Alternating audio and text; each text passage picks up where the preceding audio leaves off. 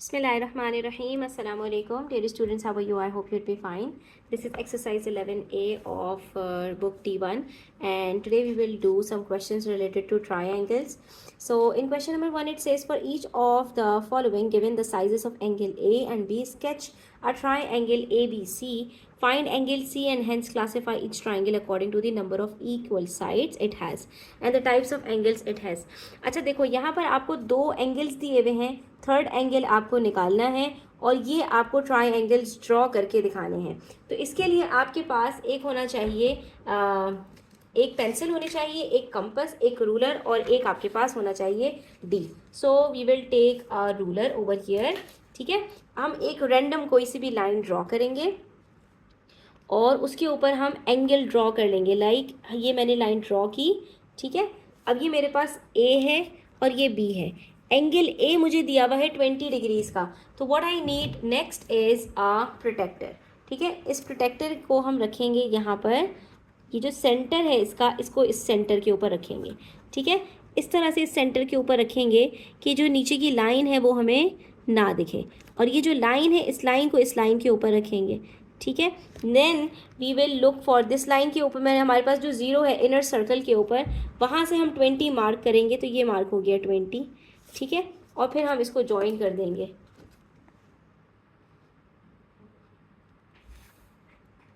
ये आ गया आपके पास 20 डिग्रीज।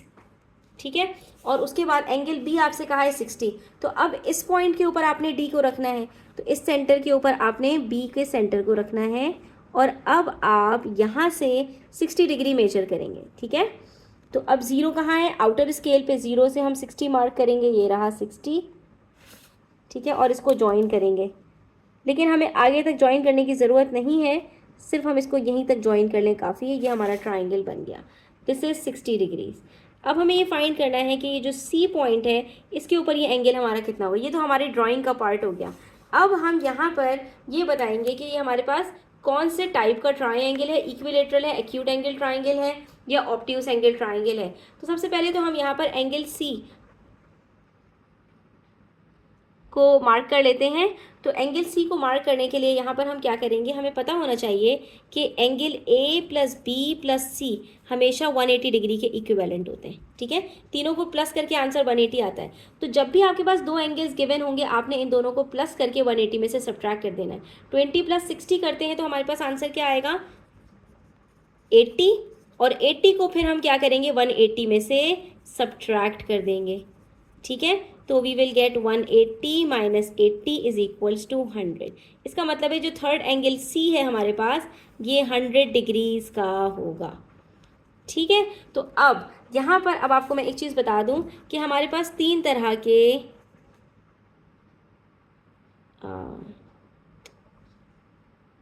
इक्विलेटरल ट्राइंगल होता है एक, और हमारे पास यहाँ पर तीन तरह के ट्राइंगल्स होते हैं। इक्विलेटरल का मतलब जिसके अंदर तीनों एंगल 60 डिग्रीज के हों, क्योंकि 60 + 60 + 60 180 होता है। ठीक है, दूसरा हमारे पास जो ट्राइंगल होता है वो एक्यूट एंगल ट्राइंगल होता है। एक्यूट एंगल ट्राइंगल का मतलब होता है जिसमें तीनों एंगल्स 90 डिग्री से कम हों। लाइक एक अगर हमारे पास 50 का है, दूसरा हमारे पास 80 का है, तो तीसरा हमारे पास कितने का होगा, 50 + 80 इज इक्वल्स टू 130, और 130 + 50 इज इक्वल्स टू, तो हमारे पास ये तीन एंगल्स तीनों 90 डिग्री से कम है, ये एक्यूट एंगल ट्राइंगल कहलाता है। और तीसरा ट्राइंगल हमारे पास जो होता है वो है obtuse angle triangle. Obtuse angle triangle किसको कहते हैं हम, ऑब्ट्यूस एंगल ट्राइंगल हम उसको कहते हैं कि जिसके अंदर हमारे पास एक एंगल कोई सा भी 90 डिग्री से ग्रेटर हो। लेट सपोज एक एंगल 100 डिग्रीज का है, एक हमारे पास है 50 डिग्रीज का, और एक हमारे पास है 30 डिग्रीज का। ठीक है, तो इन तीनों का सम भी 180 है, लेकिन इसमें एक एंगल 90 डिग्री से ग्रेटर है, इसको ऑब्ट्यूस एंगल ट्राइंगल कहते हैं। ठीक है, और तीसरा हमारे पास होता है राइट एंगल ट्राइंगल। ठीक है, तो राइट एंगल ट्राइंगल कौन सा होता है, ये वाली जो क्लासिफिकेशन है ये जो है वो एंगल्स की बेसिस पर होती है, और एक और क्लासिफिकेशन होती है वो हमारी साइड्स की बेसिस पर होती है, उसके अंदर इक्विलेटरल ट्राइंगल आता है। तो इक्विलेटरल ट्राइंगल के अंदर एंगल्स की बेसिस पर भी होती है कि इसके अंदर तीनों एंगल 60 डिग्रीज के होते हैं। ठीक है, बाकी राइट एंगल ट्राइंगल के अंदर एक एंगल 90 डिग्री का होगा और बाकी दोनों एंगल्स आपके किसी भी डिग्रीज के हो सकते हैं, ठीक है। तो जिसमें एक एंगल 90 डिग्री का हो वो राइट एंगल, जिसमें तीनों एंगल 90 डिग्री से कम हो वो एक्यूट एंगल, जिसमें एक एंगल 90 डिग्री से ज़्यादा हो वो ऑब्ट्यूज एंगल ट्रायंगल कहलाता है, ठीक है। तो अब यहाँ पर हमारे पास जो बाकी पार्ट्स हैं इसके अंदर भी आपने ट्रायंगल उसी तरह से ड्रॉ करना है। ड्रॉ करना नहीं बता रही मैं आपको, बस आपको यहाँ पर ये बता देती हूँ कि आपको यहाँ पर बताना है कि ये कौन से एंगल्स होंगे। इसका थर्ड एंगल कितना होगा, तो 20 + 60 किया, आंसर आया 80। 180 में से 80 को माइनस कर दिया, आंसर आ गया 100। एंगल सी आपका यहाँ पर 100 हो जाएगा। फिर 70 + 40 किया, आंसर आया 110। 110 को 180 में से सब्ट्रैक्ट किया, एंगल सी आ गया आपके पास 70, ठीक है। 60 + 60 किया, 120। 120 को माइनस किया 180 से, आंसर आ गया 60। तो ये आपका हो गया इक्विलेटरल ट्राइंगल। ये 42 और 48 इन दोनों को प्लस किया, आंसर आया आपका 90, और 90 को 180 में से सब्ट्रैक्ट किया, आंसर आ गया आपके पास 90।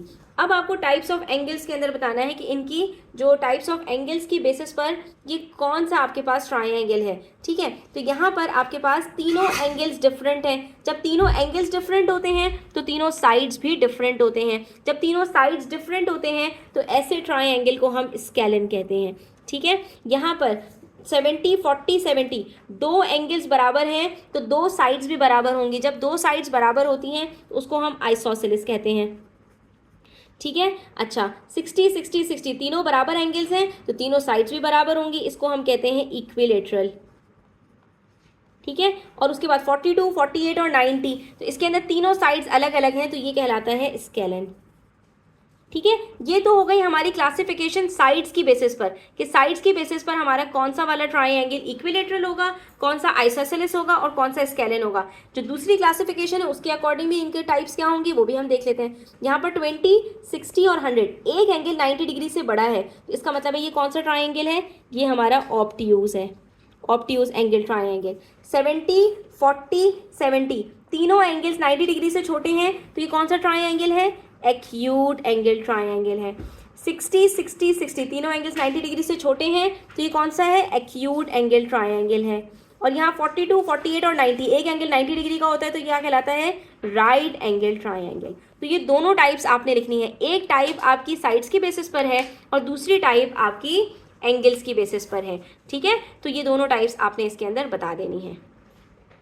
Now let's talk about question number 2, which says for each of the following the given angle is base angle of an isosceles triangle, find the third angle of the angle triangle। अब यहाँ पर आपको एक चीज़ बता दूँ बच्चों कि हमने लास्ट क्वेश्चन के अंदर डिस्कस किया था कि एंगल्स की बेसिस पर हमारे एंगल्स की क्लासिफिकेशन 3 उसमें होती है। तो इसी तरह से हमारे पास एक और क्लासिफिकेशन होती है जिसके अंदर हमारे पास आ जाता है इक्विलेटरल ट्रायंगल, ठीक है, जिसके तीनों साइड्स बराबर हों और तीनों एंगल्स 90 डिग्री 60 डिग्रीज के हों। फिर दूसरा ट्रायंगल आ जाता है आइसोसेलेस ट्रायंगल, जिसके अंदर दो साइड्स बराबर होती हैं और दो एंगल्स बराबर होते हैं, ठीक है। और उसके बाद तीसरा हमारे पास आ जाता है स्केलन।